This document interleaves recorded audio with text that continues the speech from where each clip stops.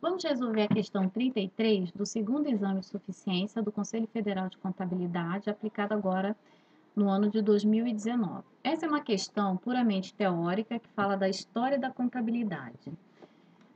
Levando em consideração o surgimento e o desenvolvimento das correntes de pensamento no campo contábil no século XX, o desenvolvimento contábil acompanhou o desenvolvimento econômico e ocorreu a queda da escola europeia, mais especificamente a italiana, e a ascensão da escola norte-americana. Um dos motivos para a corrente de pensamento, a queda da escola europeia, especificamente a italiana, foi o fato dessa corrente de pensamento, dar pouca importância à auditoria, dar ênfase na contabilidade gerencial, estar direcionada para a tomada de decisão ou ser direcionada para o usuário da informação contábil. Eu selecionei aqui dois textos que falam um pouco da história da contabilidade. E aí a gente vai entender um pouquinho o que aconteceu, por que teve essa mudança de teoria, né? A gente passou a priorizar a teoria norte-americana, a escola do pensamento norte-americana e não mais a escola europeia, especificamente a italiana. Então a gente vai entender um pouquinho o que aconteceu no desenvolvimento econômico para justificar por que uma foi perdendo espaço e a outra foi ganhando espaço na teoria contábil. Começa assim: inicialmente, tudo era registrado de modo precário, bem lá no início. Mas logo com o surgimento da escrita e dos números, os registros passaram a tornar-se um pouco mais desenvolvidos. Ok, antigamente tudo era muito precário, não tinha tecnologia, mas tinha a necessidade de registrar, fazer os registros contábeis para mensurar o patrimônio, só que isso era muito precário. Aproximadamente no século 13 e 14 começaram a surgir as partidas dobradas, que é o que a gente conhece hoje, os lançamentos contábeis a débito e a crédito, em que o total de débito tem que ser exatamente igual ao total de crédito, porque isso no fundo representa a origem do recurso e a aplicação, de onde veio o recurso e para onde ele foi direcionado, para onde ele foi aplicado. Então não tem como ser diferente.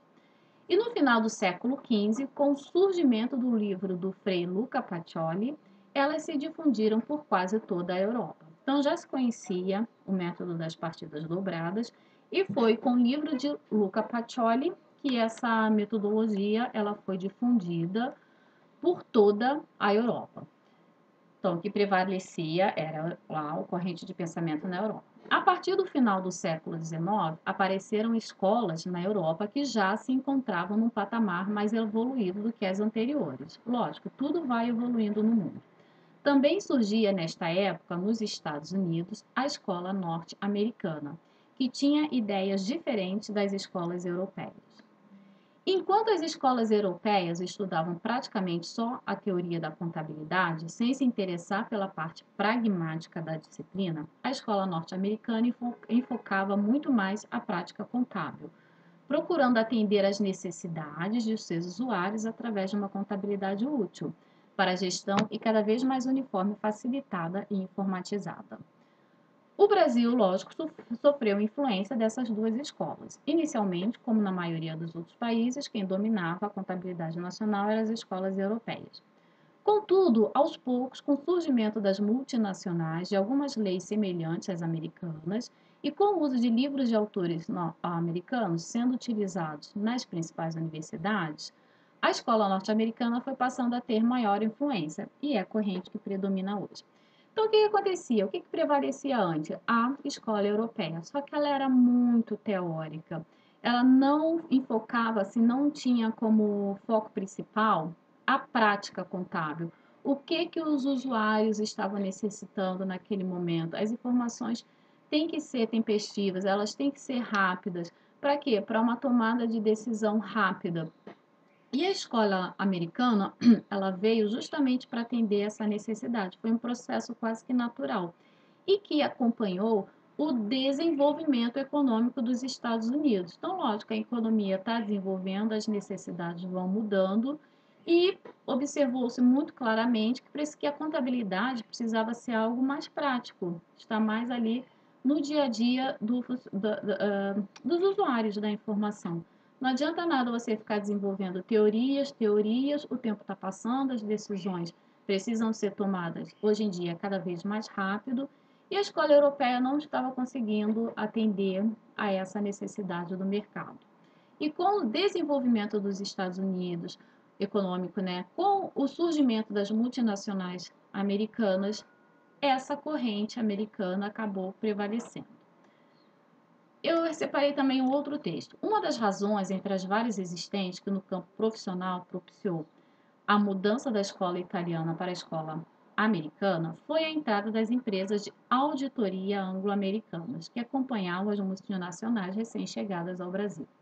Essas empresas, detentoras de manuais de procedimentos de auditoria em grupos empresariais, investiam em treinamento, forneciam profissionais de alto nível para elaboração de normas contábeis em nível de governo, influenciavam as empresas menores e possivelmente até legisladores com os novos procedimentos contábeis. Tudo isso contribuiu para a inversão do rumo contábil no Brasil.